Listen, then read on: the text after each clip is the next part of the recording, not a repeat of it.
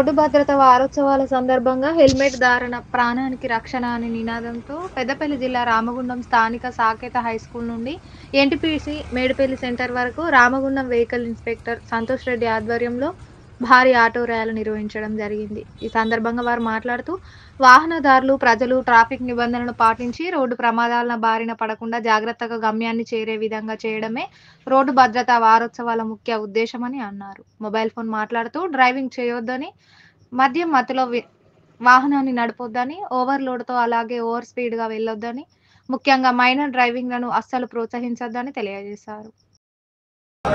Overloading మద్యం సేవించి cell phone మాట్లాడుతూ ఉత్సవాల సందర్భంగా ఈరోజు సాకేత హై స్కూల్ నుండి మేడిపల్లి చౌరస్తా వరకు మన ఆటో సోదరులతో ఈరోజు ర్యాలీ నిర్వహించడం జరిగింది.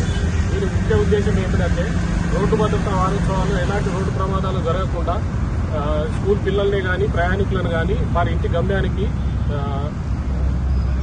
సేఫ్గా అంటే ఎలాంటి ప్రమాదం జరగకుండా వారి ఇంటికి చేరవేర్చడం అనేది ఈ యొక్క ముఖ్య ఉద్దేశము. అందులో భాగంగా వీళ్ళందరికీ తెలియజేయడం ఏమైందంటే సెల్ ఫోన్ మాట్లాడుతూ వాహనం నడపవద్దని, అలాగే మద్యం మత్తులో వాహనం నడపకూడదని, అలాగే ఓవర్ స్పీడ్ వెళ్లకుండా